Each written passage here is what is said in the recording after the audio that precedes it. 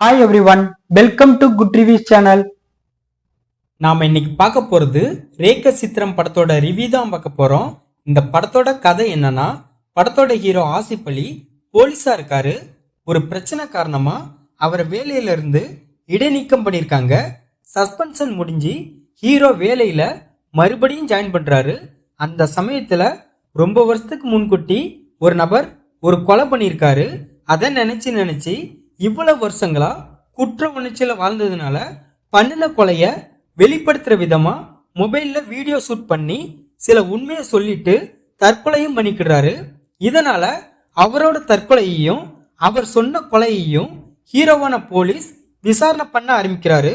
விசாரணை பண்ணும்போது தான் தெரிய வருது, அவர் சொன்ன கொலை பல வருஷங்களுக்கு முன்கூட்டியே நடந்த கொலை. அதுவும் மம்முட்டி நடிச்ச காதோடு காதோரம் படத்தோட ஷூட்டிங் அப்போ அந்த கொலை நடந்திருக்கு.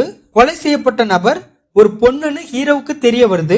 அந்த பொண்ணு யாரு, அந்த பொண்ணை கொலை பண்ண நபர் யாரு, எதுக்காக அந்த பொண்ணை கொலை பண்ணாங்க, இது எல்லாத்துக்குமான விடைய படத்தோட ஹீரோ ஆசிப் அலி கண்டுபிடிச்சாரா இல்லையா?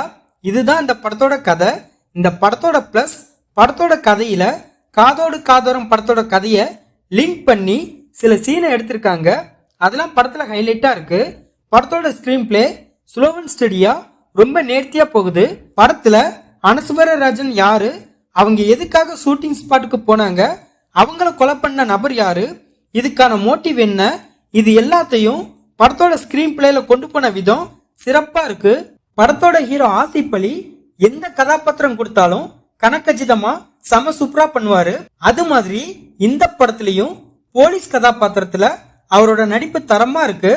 ஆர்ட் டைரக்ஷன் ஒர்க்ல காதோடு காதோரம் படத்தோட ஸ்பாட்டை காட்டின விதம் படத்துல நல்லா இருக்கு. அனஸ்வரராஜனும் தன்னோட கதாபாத்திரத்தை அருமையா பண்ணிருக்காங்க.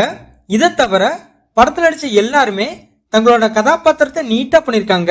படத்துல உள்ள ட்விஸ்ட் அண்ட் டர்ன்ஸ் படத்தை ஓரளவு இன்ட்ரெஸ்டிங்கா கொண்டு போகுது. படத்தோட மியூசிக் படத்துக்கு பக்கபலமா இருக்கு. இந்த படத்தோட மைனஸ், படத்தோட செகண்ட் ஹாஃப்ல உள்ள சில சீன்ஸ் ஸ்லோவா போகுது.